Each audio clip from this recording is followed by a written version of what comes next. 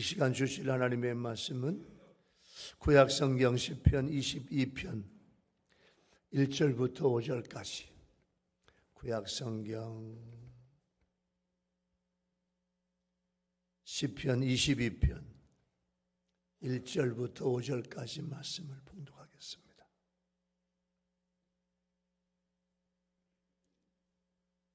내 하나님이여, 내 하나님이여, 어찌 나를 버리셨나이까?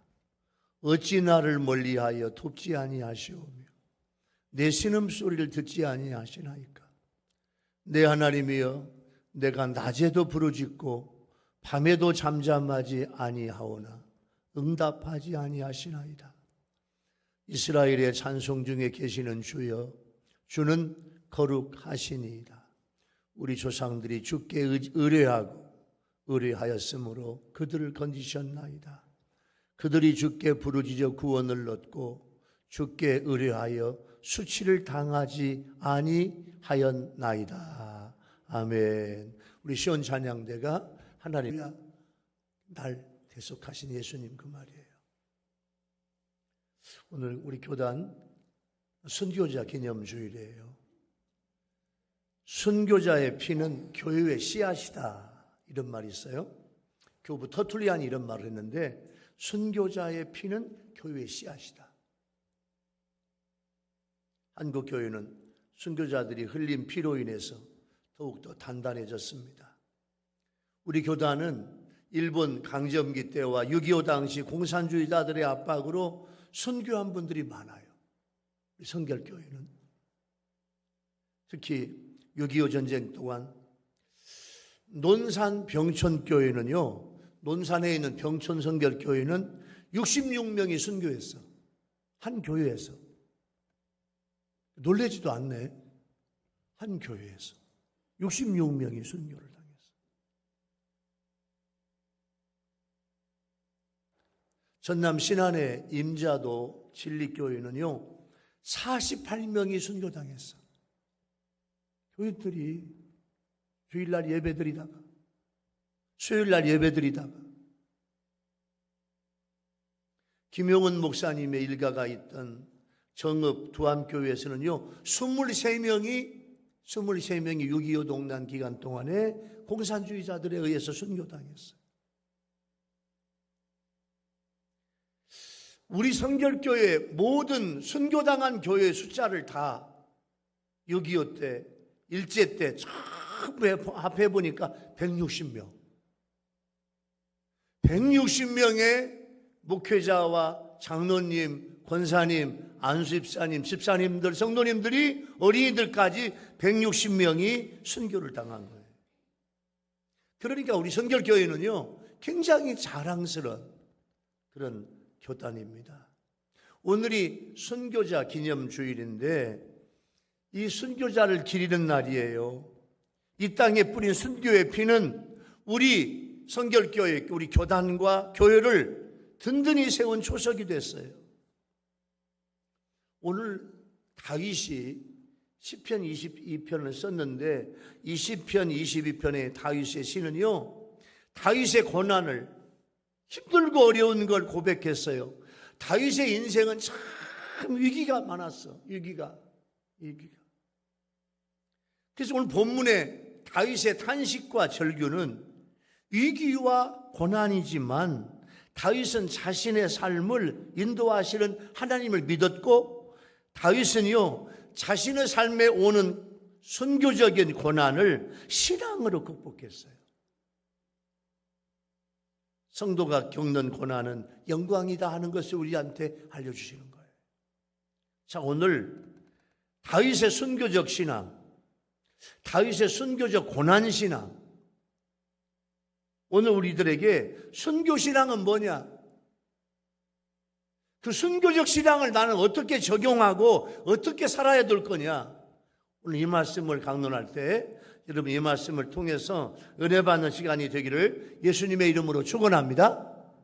첫 번째, 다윗은요 자기 자신의 솔직한 심령을 하나님 앞에 쏟아놓았어요. 1, 2절에서 불평하고 원망하면서 어떻게 보면 신앙이 전혀 없는 것처럼 보이지만 이 다윗은요, 아버지에게 푸념하듯 철부지 아이처럼 자신의 처지를 솔직하게 하나님 앞에 이야기하고 순수하고 깊은 믿음의 사람인 걸 우리한테 보여줘요. 여러분, 순교자라는 소설이 있어요. 여러분 한번 좀 읽어보세요. 제이미 교포 미국으로 건너간 우리 한국 사람 김문국 교수가 쓴 장편 소설 순교자인데, 우리가 알고 있는 수많은 한국 전쟁을 다룬 것과는 다릅니다. 이 작품은 6.25 전쟁 당시 평양에서 순교한 12명의 목사들의 사건을 중심으로 그들이 왜 신앙을 고수하고 죽음을 맞이했는지, 그들의 신앙과 순교가 오늘 우리에게 무엇을 말하는지를 탐구하게 하는 그런 소설이에요. 이를 통해서 신앙과 순교의 의미를 단순히 교리적이나 도덕적인 측면에서만 편협하게 보지 않고 역사적이고 인간적인 측면에서 다양하게 조명합니다. 소설 순교자의 핵심 메시지는 어쩌면 진실 왜곡 가능성이라고도 할 수 있어요. 순교자의 진실을 밝히려고 하는 이대유와 그것을 왜곡하거나 은폐하려고 하는 장대령과의 대립을 통해서 진실과 거짓의 갈등을 우리에게 보여줍니다. 또한 배신자로 낙인시켰던 신 목사님과 순교자로 추앙받았던 12명의 목사들을 보면서 진실을 추구하는 것이 어떤 것인지 보여주는 작가의 아주 그냥 인간 실존을 정확하게 표현했어요. 누구나 다 죽음에 대한 두려움이 있습니다. 순교의 갈림길에 섰을 때 순교자들 또한 인간적인 고뇌와 갈등이 있어요. 그들도 우리와 똑같은 인간의 연약함을 가지고 있어요. 그런데 죽음의 상황에서 순교자들은 차원이 다른 결정을 내려요. 그래서 우리가 순교자들을 존경하고 사랑하고 기리고 그 뜻을 받으려고 하는 거예요. 시편 46편 1절에 이런 말씀이 있어요. 하나님은 우리의 피난처시요 힘이시니 환난 중에 만날 큰 도움이시라. 하나님 우리의 피난처. 여러분 힘들고 어려울 때마다 여러분 이 고백하세요. 다 같이 한번 이 성경 같이 한번 다 같이 시작. 하나님은 우리의 피난처요 힘이시니 환난 중에 만날 큰 도움이시라. 환난과 고난이 올 때 여러분 하나님께 여러분의 심정을 다 쏟아놓는 여러분 되기 바랍니다. 환난, 고난, 어려움 없는 사람 없어요. 그때 환난, 어려움이 올 때 내 모든 심정을 하나님 앞에 다 쏟아놓자 그거예요. 우리 교단에 아주 그냥 대표적인 순교자 교역자가 있다고 하면 고 문중경 전사님이에요. 이 문중경 전사님은 순교하실 즈음 비교적 안전한 목포 시내에 있었어요. 그런데 전라남도, 광주, 목포 다 공산화 됐어요. 공산화 돼가지고 이제 목포 앞바다에 있는 신안섬도 다 공산화 됐는데 목포 시내에 안전하게 있으면 되는데 이 문중경 전사님이 신안 앞바다에 수백 개 교회를 개척했어. 목포 시내에 있는데요. 그 개척한 교회 성도들이 염려가 돼가지고 자발적으로 신안 중동리교회로 들어갑니다. 그 후에 어떤 일이 벌어질지를 정확하게 예상했는데 남아있는 성도들이 걱정이 되어 죽으면 죽으리라. 그런 결심으로 순교의 자리를 자처하신 거예요. 전라남도 신안 중동리교회에 가니까 이미 공산당들이 중도 신안 섬들을 다 점령을 했어요. 공산주의자들은 기다렸다는 듯이 문 전도사님을 붙잡아 바닷가 모래밭으로 끌고 가서 죽창으로 찔러 죽여요. 여러분, 대나무를 칼과 낫으로 예리하게 대나무를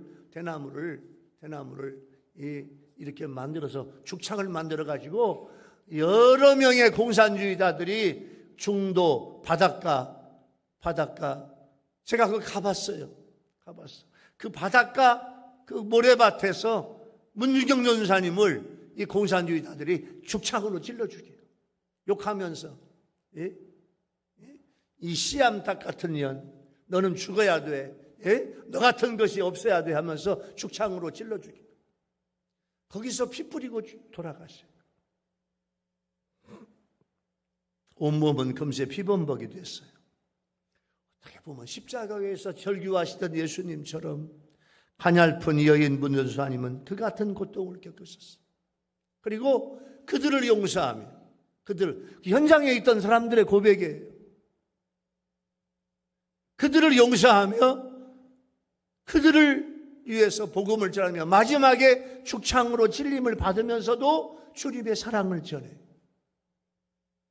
그 신안섬에서 김준곤 목사님,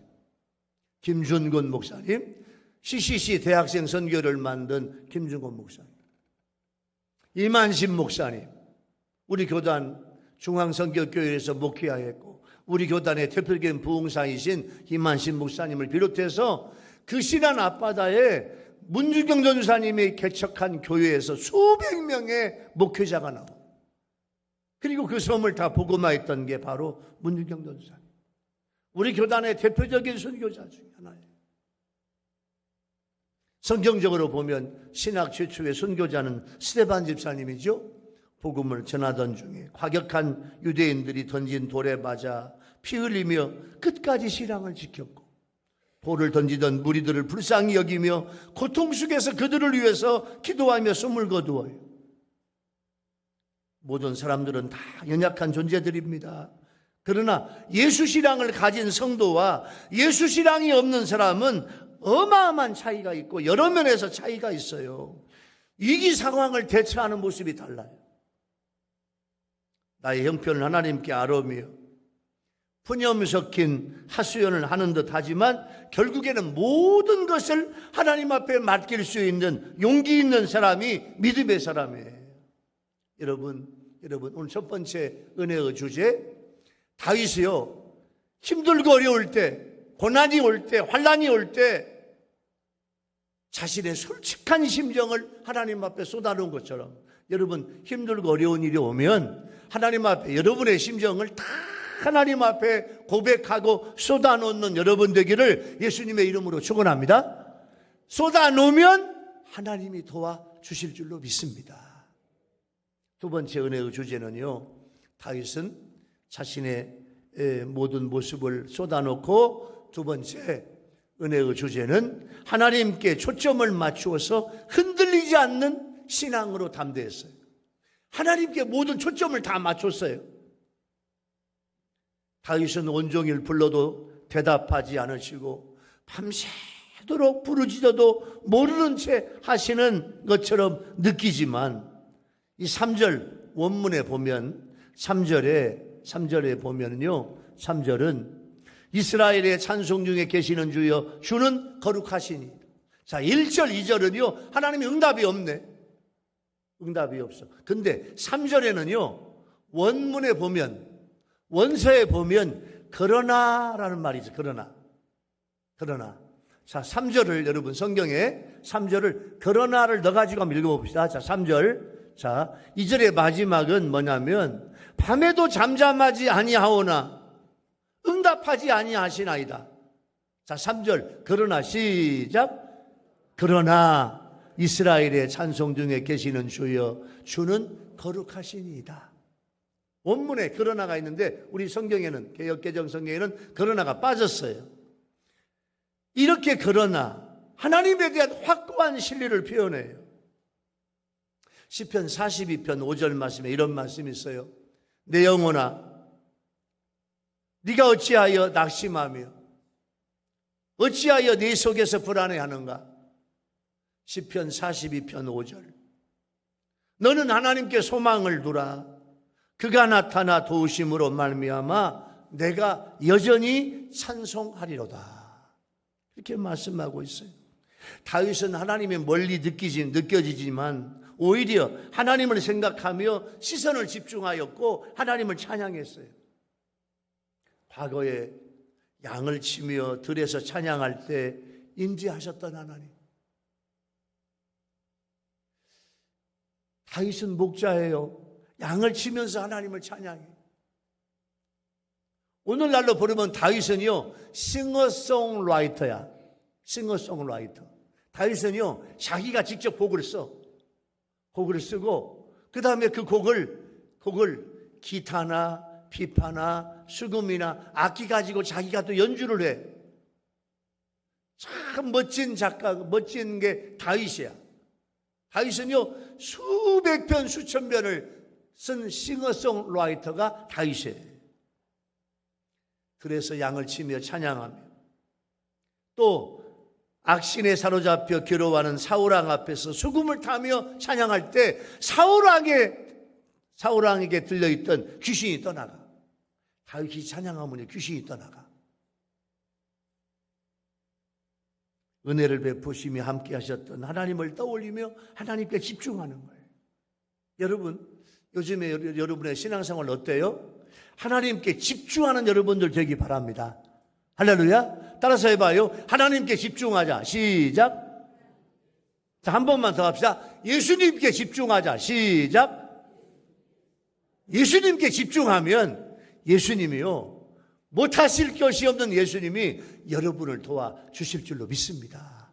우리 믿음이에요. 우리에게는 하나님을 믿기로 작정한 이상 변덕 부리지 않는 철저한 신앙의 지조가 필요해요. 어설프게 믿으면 안 돼. 어설프게 믿었던 사람들로 인해서 바른 신앙인들이 얼마나 많은 상처와 고통을 받는지 몰라. 여러분, 소련의 스탈린 이게 지긋지긋한 인물이야. 스탈린. 여러분, 이 스탈린은요, 공산 독재자 이 스탈린은 히틀러 못지않게 정치적으로 많은 사람을 죽인, 어떻게 보면 악마야. 악마. 제가 볼 때는 스탈린은. 그래서 인간이 아니야. 악마야. 무려 130만 명의 사람을 죽여. 스탈린이에요. 예수 믿는 사람, 똑똑한 사람, 부자, 많이 배운 사람, 지식인, 유명한 사람 골라가지고 130만 명을 죽여. 이게 스탈린이에요.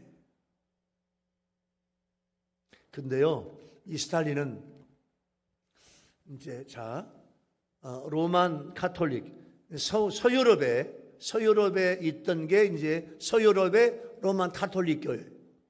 그 다음에 그 복음이 동유럽을 비롯한 러시아 쪽으로 들어와서 이게 동방정교회가 돼요.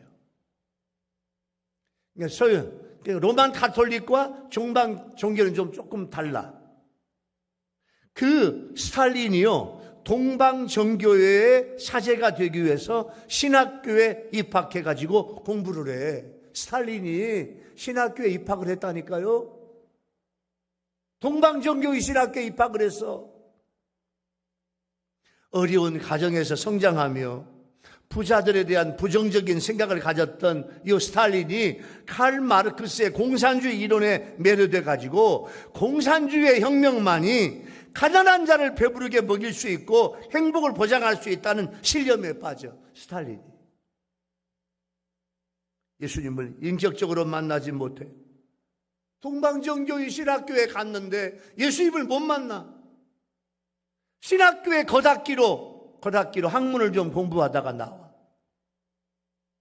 은혜 체험이 없던 스탈린은 신학교를 졸업하자마자 공산주의 혁명군에 가담하였고 유물사관에 기초한 무신론자로 전락해서 독재자가 되고 말아.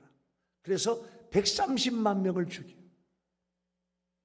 이건 뭐냐면 어설프게 믿었던 사람들로 인해서 예수를 잘 믿는 사람들이 상처와 고통을 받게 되는 거예요.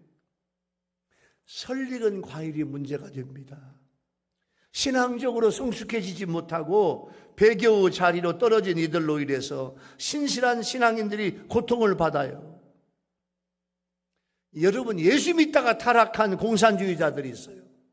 6.25 때 기독교 신앙을 가졌다가 타락한 이들이 기독교인들을 향한 만행은 너무나 가슴 아프들이 많아요. 예를 들면 인민구들이 서울에 들어왔을 때 경동교회, 이건 기장교회 특별히 한국 기독교 장로회 이런 분들이 가끔 많아요.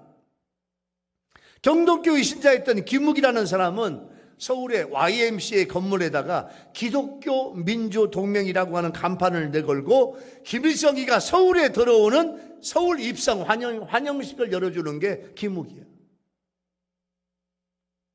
또 남침 이전에 6.25 남침 이전에 공산주의 사상범으로 종신형을 받아 감옥살이 하던 전직 목사 최문식.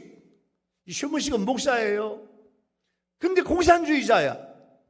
이 최문식은요, 인민군들이 이제 서울로 들어오자 감옥에서 나와가지고 숨어있던 목사들을 색출해가지고 목사들을 잡아내가지고 수백 명의 목사님을 다 죽여. 자기가 목사인데 이름은 최문식.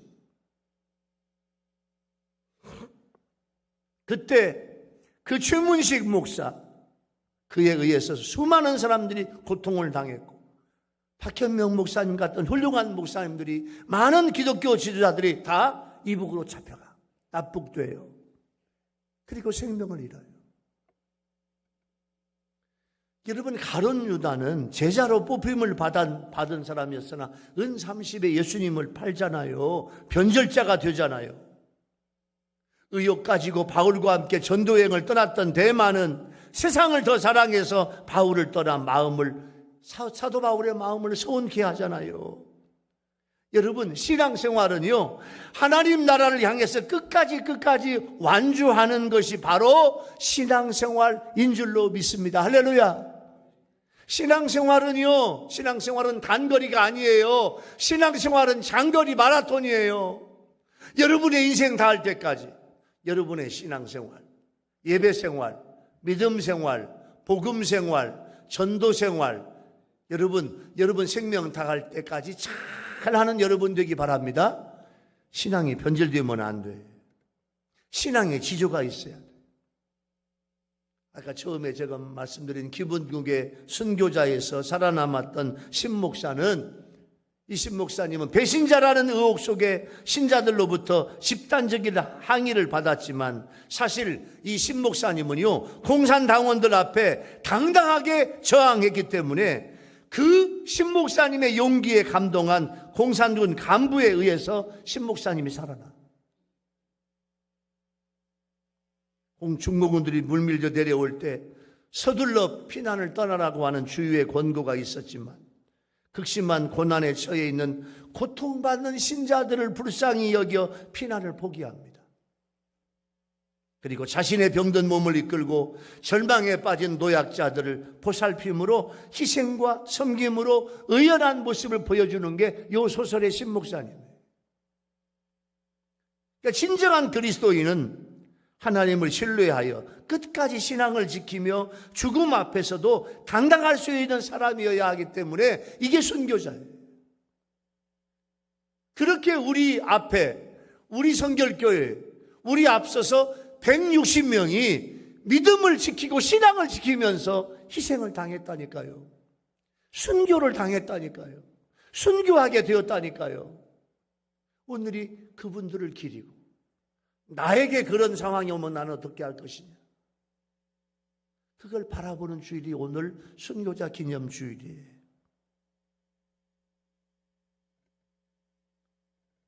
비록 순교는 하지 않았을지라도 하나님을 신뢰하면서 죽음 앞에서도 당당하게 신앙을 지키며 사랑과 섬김을 실천하며 살았다면 그 사람이야말로 순교자와 다름없는 참 신앙인이 될 줄로 믿습니다. 그러니까 여러분들의 삶에 여러분들이 언제 언제 여러분 월화수목금토 한 주간 동안 여러분이 언제 어디서 누구와 어떻게 있든지 간에 나는 순교하지는 않더라도 내 신앙을 지키며 당당하게 내 신앙을 지키며 사랑하고 섬김을 실천하며 살았다고 한다면 바로 그런 우리 교인들 하나하나가 다 영적으로 순교자와 같은 성도가 되는 줄로 믿습니다. 그게 우리 신앙을 지키는 순교적 신앙이에요. 세 번째 은혜의 주제는 다윗은 하나님이 하신 일들을 기억하며 하나님을 확고히 신뢰하였습니다.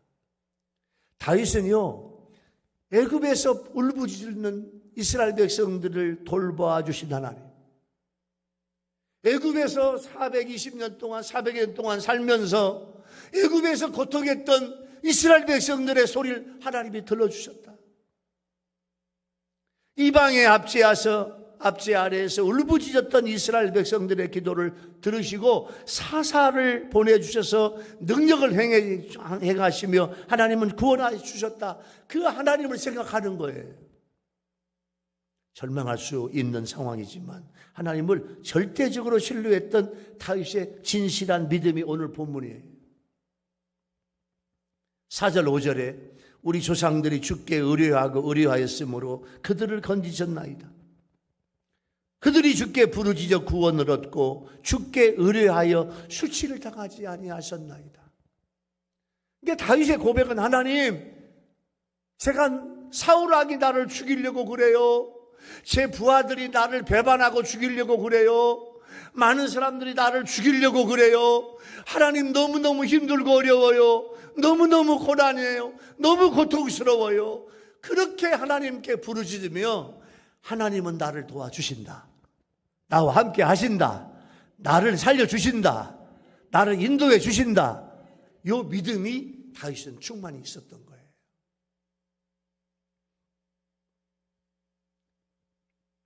장차 어떤 신앙적인 박해가 있을지 우리는 알 수 없습니다. 만약에 그런 상황이 오게 될지라도 생명 바쳐 신앙을 지켰던 순교자들의 정신을 기억하며 여러분들의 신앙적인 양심, 신앙적인 지조 있는 삶을 사는 우리 교회 성도들과 우리 유튜브 성도들이 되기를 예수님의 이름으로 축원합니다. 어떤 어려움이 와도 나는 신앙의 지조를 지키겠다 하는 결단을 오늘 하는 날이에요.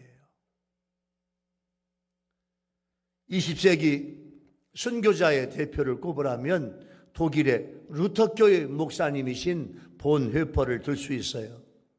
이 본회퍼는 히틀러가 유대인 600만 명을 학살하고 젊은이들을 전쟁터로 몰아 죽게 할 때 히틀러에게 항거한 담대한 목사예요. 이 본회퍼가 히틀러에게 히틀러, 너 그렇게 하면 안 된다. 예? 히틀러의 모든 정책을 비판하며 앞장섰던 게 본회퍼 목사님이에요. 미국의 친구들이 그를 미국의 대학 교수로 초청해서 대학에서 강의도 하고 미국에 있는데 이 친구들이 히틀러의 박해로부터 피할 수 있는 길을 마련해 주려고 그랬어요. 그런데 본회퍼는 우리 독일 동료들이, 동포들이 고통을 당하고 있는 상황에서 내 자신만 편히 미국에서 머무를 수 없다. 그러면서 친구의 만류에도 불구하고 독일로 들어가서 히틀러를 몰아내는 일에 가담합니다. 결국 그 일이 탄로나고 잡혀서 감옥에 갇히게 되었고 감옥에서 온갖 고난과 수모를 겪으면서 2차 세계대전이 끝나기 4개월 전 39살의 나이로 순교합니다. 이게 본회퍼 목사님. 그래서 본회퍼 목사님이 했던 유명한 말, 미친 자에게는 운전대를 맡길 수 없다. 히틀러 너는 미쳤다 그거지. 너에게 우리 독일의 세계의 평화의 운전대를 맡길 수 없다. 그 말이에요.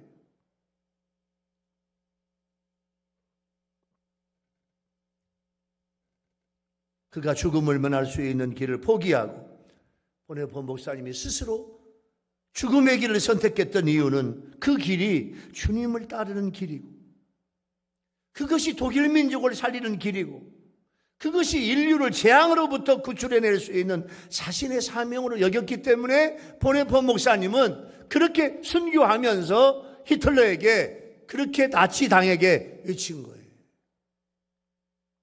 여러분, 순교한 믿음의 선배들은 죽음 앞에서 참 담대했습니다. 변절하지 않고 끝까지 믿음의 절개를 지켰습니다. 죽음 이후에 더 나은 미래를 마련해 주시고 반갑게 맞이하시는 예수님을 영적인 눈으로 보았어요. 핍박자들의 압박과 순교자들의 숭고한 믿음의 정신을 잊으면 안 돼요. 그리고 믿음의 선배들이 보여주었던 아름다운 신앙 정신을 우리의 삶에서 실천해야 될 줄로 믿습니다. 여러분, 예루살렘 서쪽에 있는 기억의 산이라고 불리는 그 산의 꼭대기에는 독일의 히틀러 나치에 의해서 희생했던 사람들을 추모하는 기념관이 있어요. 그 기념관을 관람하고 나오는 출구 앞에 이렇게 써 있어요. 우리는 용서한다. 그러나 잊지는 않는다.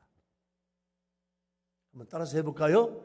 우리는 용서한다. 시작.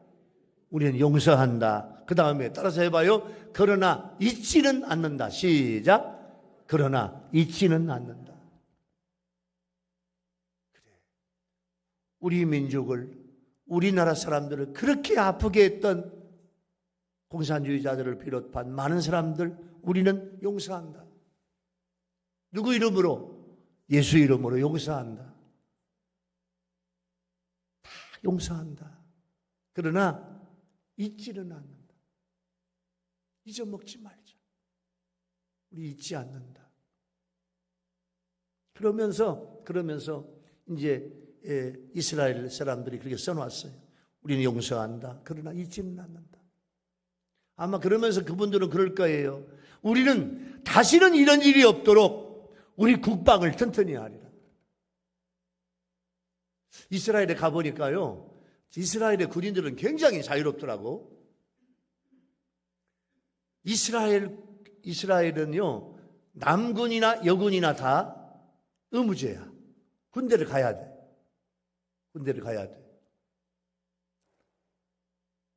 남군들도 굉장히 자유로운데 여군들은 더 자유롭더라고. 머리도 참 멋있게 기르고 화장도 하고요. 예? 아주 그냥 군복도 입었는데, 군복도 어떤 데는 막 군복도 막 이렇게 막 포로 헤치기도 하고, 그런데 그냥 거기에 막 실탄도 막 쫙 차고 총도 메고 하는데 아주 그냥 정신력은 얼마나 강한지 몰라. 겉으로 볼 때는요, 자유로운 것 같고, 겉으로 볼 때는 무슨 기압이 빠진 것처럼 보지만 천만의 말씀. 철저하게 이스라엘 백성으로 훈련받아. 물론 거기에는요, 외국에서 살다가 귀화한 이스라엘 사람들이 있어. 우리 어머니가 유대인이야. 우리 아버지가 유대인이야. 외국에서 살다가 예루살렘으로 돌아와요. 지금 백투더 예루살렘으로 많은 외국인들이 예루살렘으로 돌아와요. 이게 말세의 징조야. 외국에 살지 말고 우리 본국으로 돌아가자. 돌아오고 있어요. 그분들이 거기에는요, 흑인도 있고 백인도 있고 황인종도 있고 별별 사람이 다 있어. 근데 국방의 의무제야. 지켜야 돼. 군대 안 가려고 하지 않아요. 할 수만 하면 군대 빼려고 하지 않아요. 정정당당하게 가요. 철저하게 훈련받고 의무기간 동안에 복무해. 그러나 자유롭지만 철저하게 국방을 튼튼히 해. 우리는 용서한다. 그러나 잊지는 않는다. 다시는 이런 일이 없도록 우리 국방을 튼튼히 하자. 그런 의미예요. 여러분, 앞으로 우리에게 어떤 환란이 있을지 우리는 알 수 없습니다. 여러분의 인생에, 여러분의 삶에 어떤 고난이 올지 몰라요. 그러나 고귀한 피를 이 땅에서 흘린 순교자들의 신앙 정신을 절대로 잊으면 안 돼요. 사탄에게 사로잡힌 자들의 잔악한 박해를 기억해야 돼. 여러분, 지금도 이슬람권에서는요, 신앙의 박해로 선교당한 사람들이 많아요. 그렇다고 우리가 다 이슬람 지역으로 들어가서 복음 전하다가 선교해야 하는 건 아니잖아요. 선교 정신을 이어나가며 내가 처해 있는 이 자리에서, 여러분의 삶의 자리에서, 여러분이 생활하는 그 자리에서 내가 그리스도인답게 살아가고, 지금 이 순간 코로 숨쉬고 살아있는 것, 입으로 말하고 고백하고 노래할 수 있는 이 기회에 내 신앙을 분명하고 확실하게 내 삶을 순교적인 고난신앙으로 살아가는 우리가 되어야 될 줄로 믿습니다. 이번에 코로나가 왔잖아요. 옛날에 유럽에 전염병이 창궐하던 시절에 다른 사람들은 안전한 것으로 다 대피했는데 죽음을 마다하지 않고 환자들에게 가서 돌보며 사랑을 실천한 그리스도인들이 있었어요. 세상 사람들은 그들을 파라볼라노이라고 불렀어요. 파라볼라노이. 이 파라볼라노이라고 하는 이 별명은 뭐냐면 위험을 무릅쓰는 자, 위험을 무릅쓰는 자, 이런 뜻이에요. 그 당시에 위험을 무릅쓰던 파라볼라노이, 다시 말하면 희생적이고 헌신적인 그리스도인들로 인해서 수많은 사람들이 생명을 구했다는 거예요. 그때 예수 믿는 사람들, 어려움을 감당하고 죽음을 감당하고 가서 그 병든 흑사병, 그 병든 사람들을 가서 치료해주고 그 사람들을 살려주려고 애썼던 파라볼라노이, 위험을 무릅쓰는 자, 희생적이고 헌신적인 그리스도인들, 그 때문에 많은 사람들이 생명을 구했다는 거예요. 가치 있는 믿음은 행함의 열매로 결실을 맺는 거예요. 히브리서 3장 13절에 이런 말씀이 있어요. 오직 오늘이라 일컫는 동안에 매일 피차 권면하자. 서로 권면하라는 거예요. 장로님, 권사님, 안수집사님, 집사님, 성도님, 우리 믿음을 지켜요. 우리 신앙 제대로 삽시다. 우리 주님을 기쁘시게 합시다. 예? 우리 예배드려요. 우리 전도해요. 우리 봉사해요. 우리 섬겨요. 우리 주님이 기뻐하실 착한 일 해요. 서로 피차 권면하라. 이 말씀은 뭐냐면 오늘의 때를 기회로 삼아 그리스도인답게 주변의 작은 일과 삶의 현장에서 순교자의 후예답게 선한 영향력을 끼치고 살아가는 그런 선결교회의 성도가 되기를 예수님의 이름으로 축원합니다. 할렐루야. 다 같이 아멘 합시다. 아멘. 오늘이 순교자 기념주일이에요. 오늘 말씀을 마무리할게요. 사랑하는 우리 유일교회 성도 여러분, 또 유튜브로 함께 예배를 드리는 여러분들에게 다윗의 순교적 고난 신앙이 있습니까? 나만 잘 먹고 잘 살면 됩니까? 나만 안전하면 되나요? 나만 예수 믿으면 되나요? 내 삶의 현장에서 오늘 우리 교단의 순교적 기념주일날 다윗의 순교적 고난 신앙을 봐야 돼. 다윗은요, 고난당한 자신의 솔직한 심정을 하나님께 쏟아놓았어요. 여러분, 우리 인간은 약하다니까요. 죽음 앞에서, 고난 앞에서, 환난 앞에서 약해요. 너무너무 강한 것 같으면서도 약한 게 우리 모습이에요. 내 모든 심정을 하나님 앞에 다 쏟아놓자, 그거예요. 하나님 두려워요. 하나님 무서워요. 하나님 마음 아파요. 하나님 힘들어요. 하나님 앞에 내 심정을 다 쏟아놓자, 그거예요. 그리고 다윗은 하나님께 초점을 맞추고 흔들리지 않는 신앙으로 담대했고, 하나님이 하신 일들을 기억하며 하나님을 확고히 신뢰했어요. 무슨 말인고 하니 하나님은 나를 도와주신다. 나와 함께, 여러분 아멘 하세요. 하나님은 나와 함께 하신다. 나를 도와주신다. 나를 축복해 주신다. 성공적인 길로, 어려운 길로 인도하신다. 이 믿음이 다윗에게 있는 것처럼 우리 선교자들이 있었던 선교자들의 그 신앙이 내가 지금 선교를 당해도 내가 죽어도 나는 영원한 하나님의 나라에서 주님과 함께 영원히 산다. 내가 죽음으로 말미암아 복음이 전파되리라. 그 믿음이 선교신앙이에요. 그 선교신앙으로 살아가는 여러분 모두가 되기를 예수님의 이름으로 축원합니다. 할렐루야. 기도하겠습니다. 주님 감사해요. 오늘 우리 교단 선교자 기념주일 날 다윗의 선교적 신앙을, 선교적 고난신앙을 깨닫게 도와주시니 감사합니다. 성도들 하나하나가 다 하나님 이런 다윗의 선교적 고난신앙으로 살아가며 승리하게 도와주시옵소서. 내 인생이 마칠 때까지 믿음이 변질되지 않게 도와주옵소서. 성경적인 믿음이 되게 하옵소서. 주님이 기뻐하실 믿음의 성도들이 되게 하여 주시옵소서. 예수님의 이름으로 간절히 기도하옵나이다. 아멘. 찬송가 336장 오늘 말씀을 생각합니다.